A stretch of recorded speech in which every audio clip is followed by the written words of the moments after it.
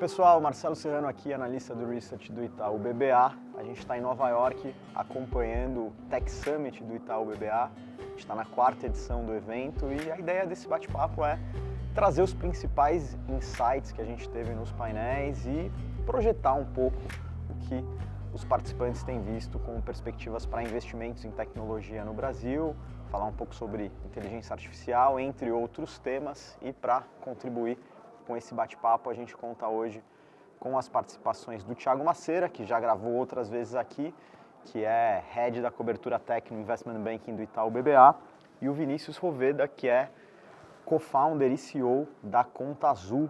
Vinícius, Macera, tudo bem? Tudo bem? Aí. Obrigado pelo convite, hein? Imagina, um prazer é nosso. Prazer. Para a gente começar, Macera, eu peguei aqui uns dados da Distrito que mostram um pouco a evolução de investimentos em tecnologia. Se a gente pegar janeiro a abril de 23, comparando com 2024, a gente vê um salto de 83%, mesmo em um ambiente de juros altos e incertezas.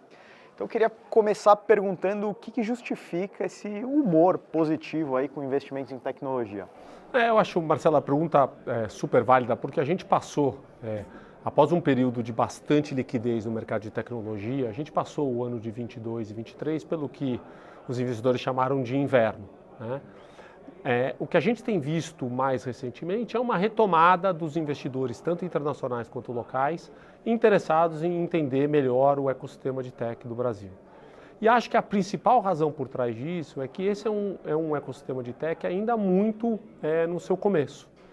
Acho que o Brasil é uma das maiores oportunidades em tech que você tem no mundo hoje em dia, por algumas razões. Primeiro, a gente tem uma população muito grande, a gente tem uma economia entre as 10 maiores do mundo. Essa população, historicamente, tem sido uma rápida utilizadora de novas tecnologias, e a razão para isso é que o Brasil tem uma série de ineficiências que terem que ser resolvidas. E acho que é um mercado que ainda você está no passo, eu brinco que a gente está nos 15 minutos do primeiro tempo da digitalização no Brasil. Acho que a gente já está num passo muito grande, acho que a evolução foi muito grande. E à medida que isso vai acontecendo, a gente cria um ecossistema com empresas muito boas. Então, acho que o Vinícius vai contar um pouco sobre a Conta Azul, mas a Conta Azul é um claro exemplo de uma empresa que cresceu ao longo do tempo e está surfando muito bem essa digitalização. Acho que no mundo deles, mais no mundo de SMBs, é legal ele contar. E essa é uma tendência que vai continuar. A gente vai continuar vendo as pessoas pedindo mais serviços digitais, a gente vai vendo as empresas, tanto grandes quanto pequenas, precisando digitalizar. E acho que a gente não tem volta. Então, acho que essa pausa que a gente teve foi muito mais uma questão de volatilidade internacional do que os fundamentos do Brasil. Acho que os fundamentos do Brasil, a gente tem um ciclo positivo de 3 a 4 anos ainda. Então, a gente, no Itaú, espera só que esse investimento volte a crescer. Vai voltar nos níveis que a gente viu em 21? Provavelmente não, acho que foi um excesso que a gente viu lá, tinha muita liquidez, mas acho que a gente vai ter níveis muito saudáveis que vão permitir que essa indústria fique cada vez mais relevante na economia brasileira. Legal, acho que dentro desse ambiente que o Macera colocou, Vinícius, serviços financeiros se destacam, né? Acho que esses mesmos dados que eu coloquei na primeira pergunta mostram que a gente está chegando ao número de 900 fintechs no Brasil e o Brasil representa mais de 30% de todas as fintechs da região. Nesse ambiente tão competitivo e que a gente ainda coloca nessa equação os movimentos digitais aí dos players mais tradicionais, qual que é o próximo passo dessa corrida? Quais são os desafios que você vê para se manter bem aí nesse ambiente ultra competitivo? Legal, Marcelo. Vamos lá. A Conta Azul está inserida no mercado de micro, pequenas e médias empresas aqui no Brasil. Então, se for analisar, o Brasil tem 20 milhões de empresas. Nós estamos falando de 8,4, 8,5 milhões serem micro, pequenas e médias. Então, nesse contexto, nós temos aí uma realidade muito difícil, né, de muitas empresas que acabam por falta de conhecimento, nem todo empreendedor é um bom administrador, né?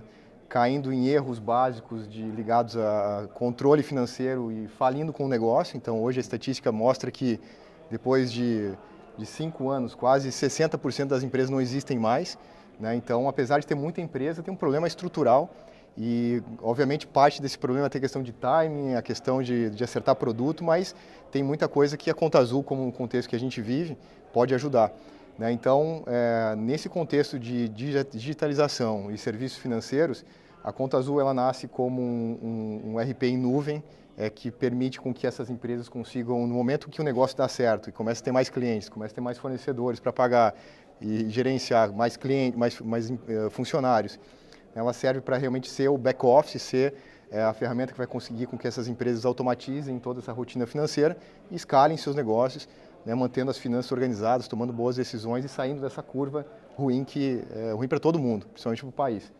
Né? Então, nesse contexto, obviamente, quando a gente olha a relação dessas empresas com os bancos tradicionais, você vê que tem muita oportunidade de experiências novas serem construídas. Eu acho que nesse mundo, assim como na pessoa física também, muita fintech nasceu, a Conta Azul também olhou e, na nossa visão, né, todo o RP ele vai ter, por consequência, um banco nativo, e esse banco nativo vai permitir com que as operações do dia a dia, de cobrança, pagamento de despesas, acesso a crédito, seja feita com uma experiência muito mais evoluída do que hoje é possível. Né? Então, essa é a visão que a gente imagina que já é uma realidade. Né? Hoje, basicamente, a Conta Azul consegue fazer com que a empresa não só automatize seu processo, a rotina financeira, mas também já automatize o processo de cobrar e receber de seus clientes, toda a gestão de contas a receber, mas assim também com o pagamento de despesas, na gestão de contas a pagar, né? Pagando as despesas diretamente pelo RP, assim como usando o principal ativo do seu negócio, que são os dados, né? Que é o principal ativo de qualquer empresa, para fazer com que essa empresa tenha acesso a um crédito justo, né? À sua necessidade. Então, eu acho que essa transformação, quando eu olho do ponto de vista de empresas, é algo que começou agora, né? Obviamente, quando eu olho empresas como a Conta Azul, né, com uma base de clientes grande, né? Hoje a Conta Azul conta com mais de 100 mil empresas, né, utilizando o nosso RP em todos os estados do Brasil. Né? O grande desafio das fintechs nesse momento é basicamente o custo de aquisição de clientes. Né? Então, acho que a maior parte do orçamento, a maior parte do investimento é isso.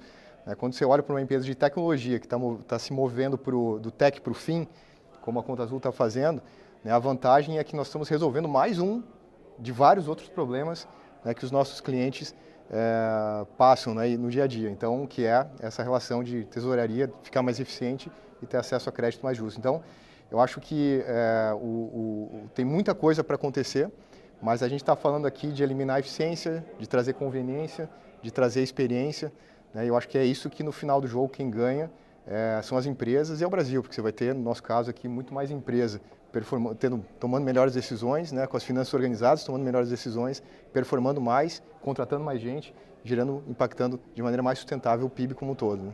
Você viu, Marcelo, é muito legal o que ele fala, porque é exatamente o que eu estava falando. Quando você vê o potencial, porque no caso da Conta Azul, a gente está falando de empresas bem pequenas, eles não têm um time completo de finanças, contabilidade, então o impacto positivo que tem essa digitalização, você criar automatização, isso mostra o potencial do mercado brasileiro ainda, né? Eles já estão de um lado você olha que eles já estão em 100 mil, mas tem uma oportunidade de milhões de empresas. Então é muito legal você ver que tem um espaço para a gente trazer a tão sonhada eficiência, a redução de custo do Brasil, que eu acho que a tecnologia vai trazer, por isso que eu vejo os investidores, acho que tão otimistas em retomando o investimento no Brasil. Não, legal, esse ponto de eficiência linka com, acho que o assunto principal sempre que falam de tecnologia, que é a inteligência artificial, né? Eu queria perguntar, Vinícius, como é que vocês estão projetando a aplicação disso, seja na criação de produtos ou seja na agenda de eficiência e produtividade que tem sido muito empregada também esse tipo de tecnologia? Boa. Bom, o tema de inteligência artificial tem que estar na pauta hoje de qualquer empresa, independente do segmento onde ela atue. Né? Então, eu vejo que o que mais hoje está próximo são as oportunidades ligadas à eficiência do negócio. Então, empresas de tecnologia como a Conta Azul, o ganho de produtividade que, por exemplo, um programador tem usando as soluções de Copilot, por exemplo, que já estão disponíveis, é absurdo. Né? Então, uma empresa hoje que não vai nessa direção, ela vai ficar obsoleta, vai ter um nível de produtividade muito abaixo do que todos os seus comparáveis. Então, um outro aspecto muito claro que é necessário, não só pelo fato de ganho de eficiência, mas também pela experiência que é entregue para o cliente ser melhor, né, é o uso da inteligência artificial para o atendimento a clientes, por exemplo. Então, quem não for nessa direção, além da ineficiência, é bem provável que não vai conseguir entregar uma experiência no novo nível que vai ser possível a partir de agora. Então, esses são dois exemplos que estão ligados muito mais às empresas melhorarem seus processos, inclusive entregando mais experiência para os seus clientes, né? Mas, obviamente, quando você olha para a solução, para produto, né? Quando tem novas possibilidades, né? Eu acho que vai ter um nível de inovação muito maior, né? Nos produtos, tanto para pessoas, né? Quanto para empresas, no ponto de vista de tecnologia, com novas possibilidades, mas isso está um pouco mais distante. Eu acho que a gente vê ainda as empresas pensando em como inovar, como trazer inovação para o mercado. Não tem uma clareza ainda de alguns segmentos que estão se destacando nesse aspecto, mas tem novas possibilidades, né? Então, resumindo aqui, em termos de produtividade e experiência para o cliente, fantástico. Assim, eu acho que tem muita empresa já dando um passo importante e quem aqui quer estar no jogo precisa estar atento e se movendo para essa direção. Perfeito. A gente falou bastante, Macera, sobre o segmento do Vinícius aqui, mas a gente está num evento que trouxe painéis de várias indústrias. Queria te perguntar um pouco quais foram os principais insights que você ouviu nos painéis e também falar um pouco do evento, quem participa. Não, muito legal. A gente organiza esse evento desde 2019 em Nova York e a ideia do evento era trazer o ecossistema de tech para Nova York para ter interação entre fundadores e principalmente com investidores que são da região ou que estão em Nova York por causa de uma série de eventos, né? Vale lembrar que o Itaú organiza, né, a Semana Brasil Week em Nova York essa semana, então a gente tem uma série de eventos, sendo o maior deles a nossa CEO Conference, onde a gente tem mais de 150 empresas listadas, falando com mais de 600 investidores, mas em algum momento a gente achou que era importante ter o mundo de tech separado e tem sido um baita sucesso, a gente desde 2019 o evento vem só crescendo. Acho que o Vini já antecipou a maioria dos temas que a gente tem ouvido aqui, né? Eu acho que diferente de outros anos, a palavra do dia é eficiência e produtividade. Então, tanto para as empresas internamente, mas também para que você vai oferecer para os seus clientes hoje, está muito focado nessa questão de melhorar a experiência, aumentar a produtividade, aumentar a automação. Então, a gente teve um painel sobre as empresas de HR Tech, né, as empresas que fazem software de RH, e foi muito centrado em como é que você aumenta essa eficiência, melhora a qualidade. A gente teve um painel sobre saúde e aplicação de AI, de inteligência artificial, e nos dois painéis que a gente teve de fintech, acho que foi o mesmo tema. A gente também teve um tema, um painel sobre vendas para B2B, e acho que por causa desse grande tema que é eficiência e produtividade, a palavra do dia é inteligência artificial AI, né? Então, acho que o Vini colocou muito bem aqui um roadmap de como é que você vai aplicar e o que você precisa fazer para estar andando, mas a verdade é que várias das empresas estão discutindo isso enquanto a gente fala. Então foi muito legal porque nos painéis os fundadores, a gente teve uma série de fundadores falando, eles foram bem honestos sobre quais são os desafios, como é que eu faço, como internamente eu estou fazendo, que é essa ideia do evento, a gente poder trocar ideias, acho que os fundadores poderem se trocar. Uma das coisas mais legais do ecossistema de tech é que é um efeito de parceria, é muito colaborativo, então os fundadores se juntam, se apoiam, é muito legal ver isso e acho que esse evento só fomenta ainda mais esse tipo de troca.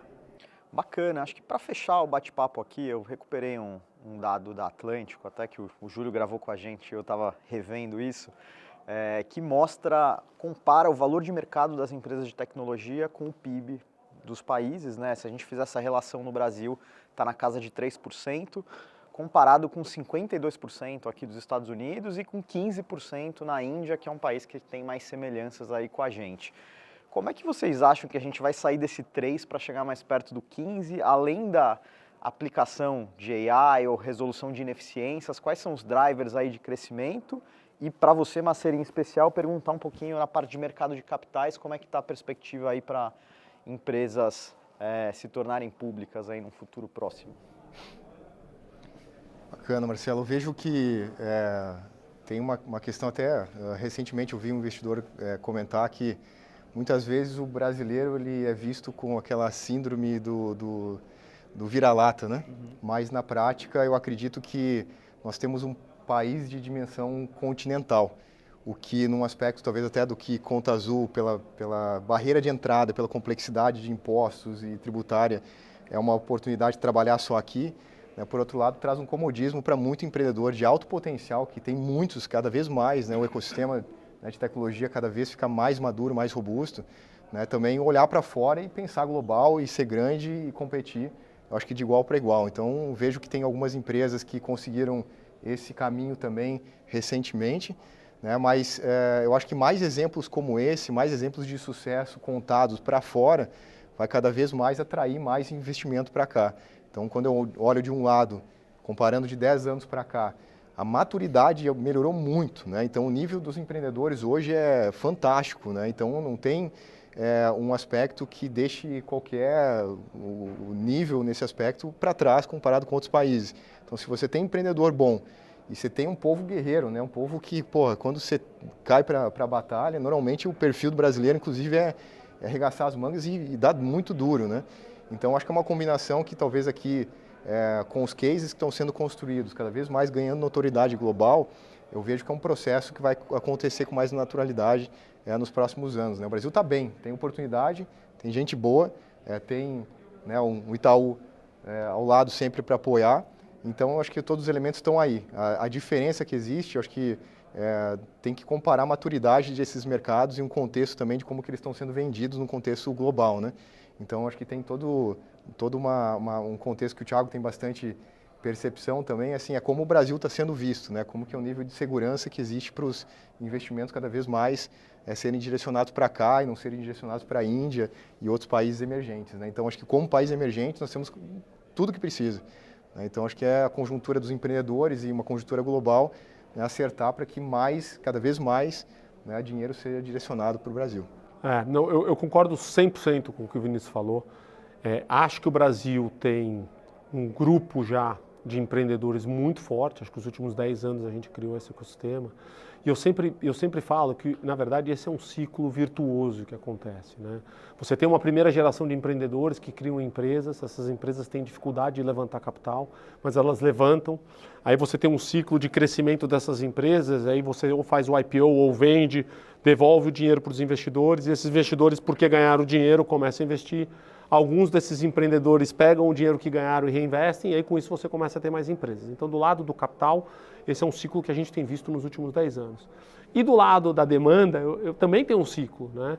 Você tem lá o cliente que pela primeira vez compra um hambúrguer online, ele nunca mais vai querer comprar nada offline, ele quer comprar o papel higiênico online, então o consumidor começa a demandar. E no mundo das empresas, à medida que uma primeira empresa pequena, ela digitaliza o seu processo, ela vê as vantagens que ela tem, ela nunca mais volta. Na verdade, ela vai querer outras soluções, ela vai querer soluções de serviços financeiros, ela vai querer soluções de marketing.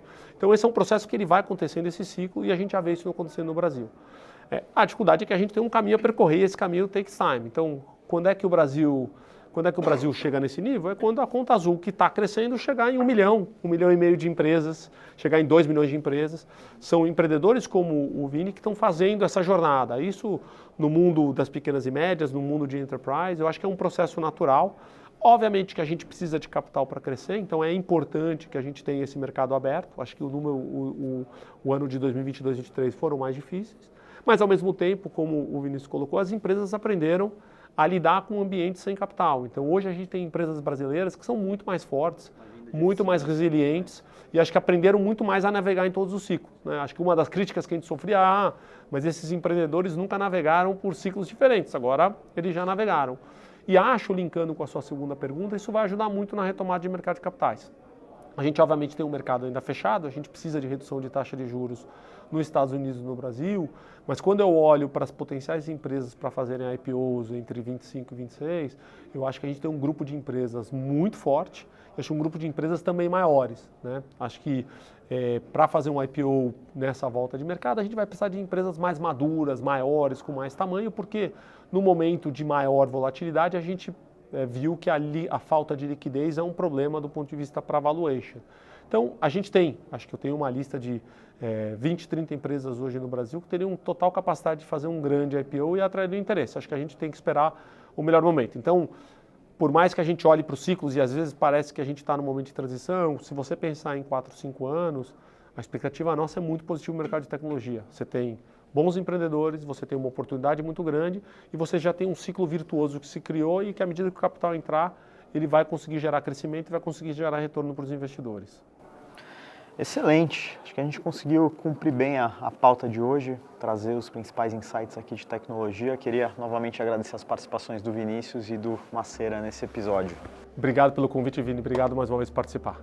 Marcelo, obrigado pelo convite, Thiago, grande prazer estar aqui mais uma vez, uma baita evolução do evento esse ano, parabéns por tudo que vocês vêm fazendo e um grande prazer aqui participar também dessa iniciativa.